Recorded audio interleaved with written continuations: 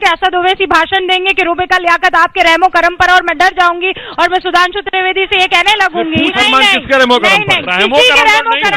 असद ओवैसी साहब। इसीलिए मेरा सवाल है, मुसलमान डरता नहीं है, मुसलमान किसी रहमो करम पर नहीं है, मुसलमान खुद मुख्तार होना चाहता है, खुद मुख्तार बहुत हद तक है, तो फिर आप क्यों डराते हैं मुसलमानों को?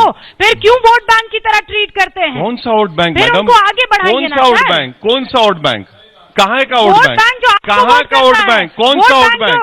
किसका वोट बैंक करता है? पूरे हिंदुस्तान में 14% मुसलमान और सिर्फ 25 जीत के आते हैं। कौन सा वोट बैंक? वोट इस मुल्क में vote bank Hindu vote bank है। आपको गलतफहमी है। 2019 की कहाँ है? कहाँ वोट बैंक? कहाँ बताइए कौन सा वोट बैंक? स्पेशल स्कॉलरशिप का आयोजन किया है। स्कॉलरशिप देगी किसको? 5 करोड़ मुस्लिम स्टूडेंट्स को।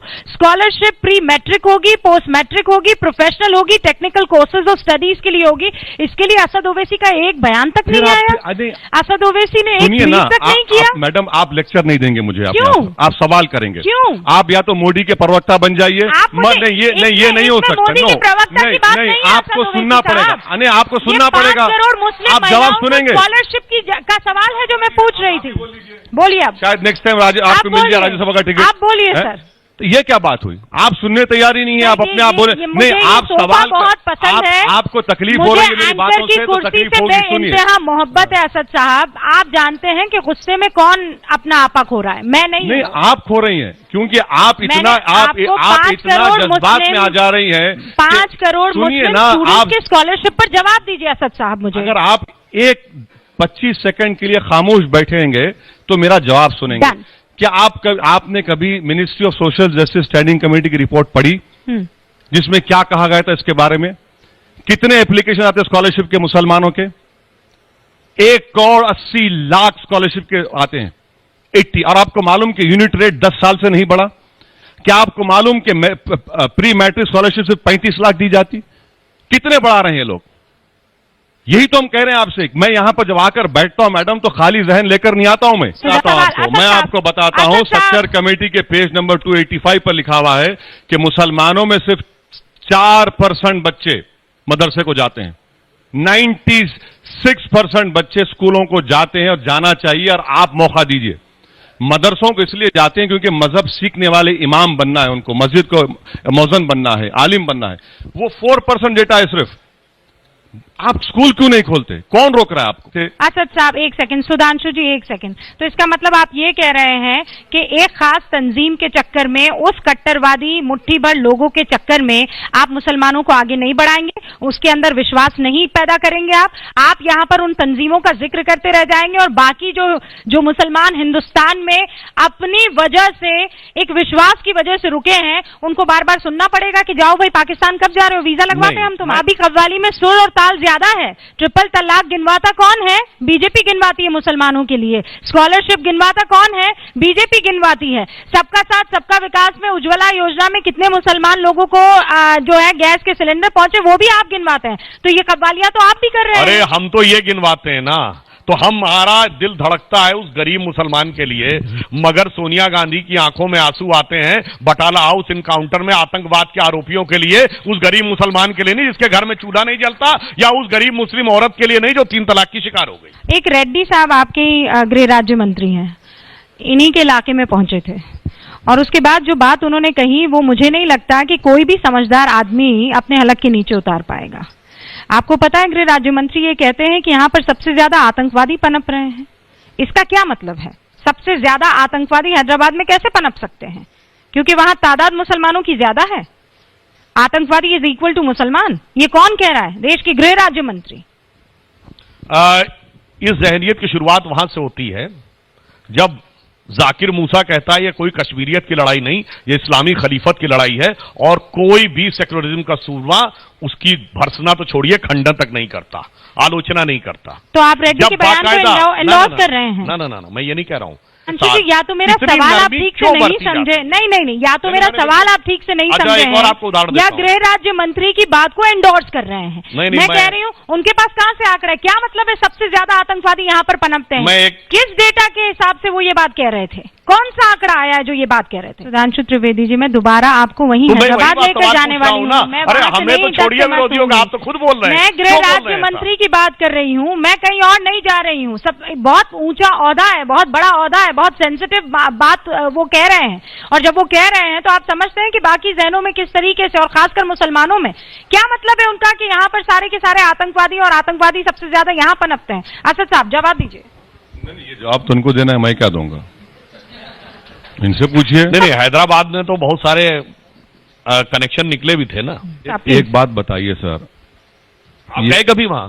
बिल्कुल गया हूं सर, आपको नहीं मालूम तो मैं क्या बोलूं। अब्दुल हमीद की 50वीं वर्षगांठ पे गए थे आप, शहादत की 50वीं वर्षगांठ पे? सर गया हूं सर, और मुझे ये भी मालूम, उस्ताद बिस्मिल्लाह खा के यहाँ कभी कोई गया जिन्होंने पहली शहनाई बजाई थी? मेरी बात सुनिए 47 में। आप जरा मेरी शहनाई सुन लीजिए।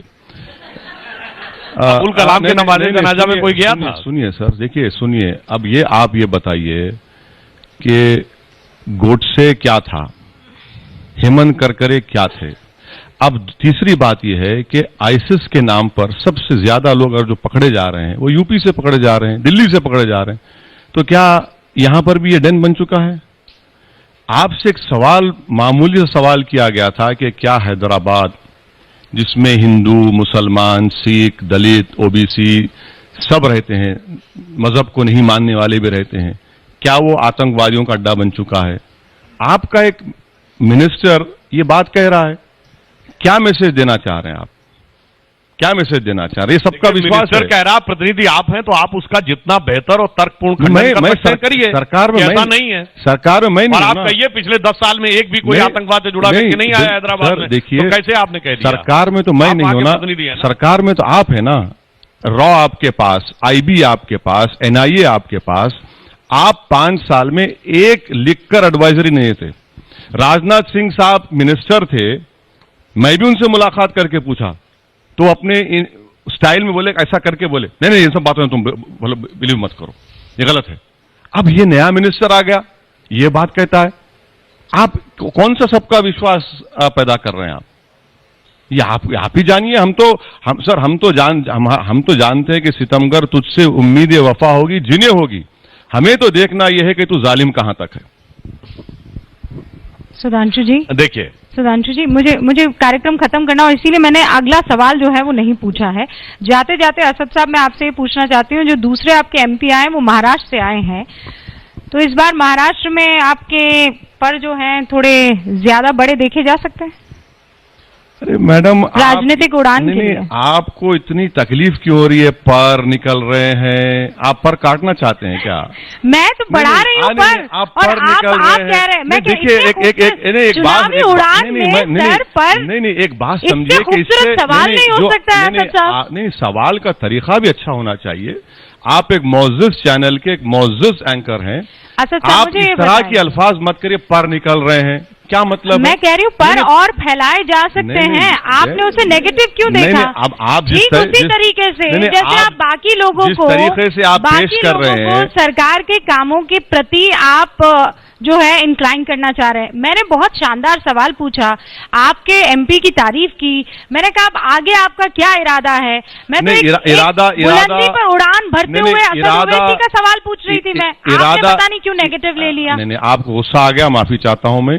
इरादा हमारा नेक है, और हमारा इरादा नेक इसलिए कि हम चाहते हैं कि बीजेपी, कांग्रेस, राष्ट्रवादी कांग्रेस, शिवसेना की शिकस्त हो, और ये हमारे इरादे नेक हैं। अब हम भी, अब मुसलमान जो है जान चुका है कि ये जो वोट बैंक, कोई वोट बैंक था नहीं। बीजेपी डराती है मुसलमानों का नाम लेकर हमारे हिंदू भाइयों को, वो भी हम मालूम हो गया।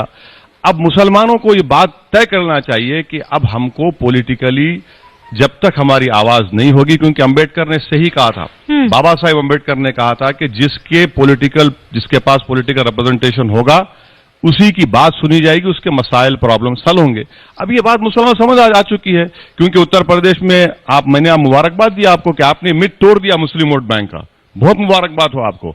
आपने एक बहुत बड़ा काम कर दिया राजस्थान में, गुजरात में, वहां पर कोई मुसलमान जीता नहीं। बहुत अच्छा किया आपने, क्योंकि अब मुसलमान इस बात को तय कर चुका है कि अब हमको कमर कसकर उठना है और संविधान हमको इस बात की इजाजत देता है कि हम एक पॉलिटिकल अपना रिप्रेजेंटेशन रखें और होने वाला आने वाले दिनों में। बहुत मैं सिर्फ एक लाइन में कहना 20 चाहूंगा सेकंड, 20 मुसलमानों सेकंड, के लिए मोदी जी की तरफ से कि जो आपको बेवकूफ बनाने और जलालत का दौर चला वो खत्म हो गया। एक पंक्ति में कहना चाहूंगा कि मेरी हिम्मत को सराहो, मेरे हमराही बनो, मैंने एक शम्मा जलाई है हवाओं के खिलाफ। बहुत बहुत शुक्रिया, आप दोनों का बहुत बहुत शुक्रिया।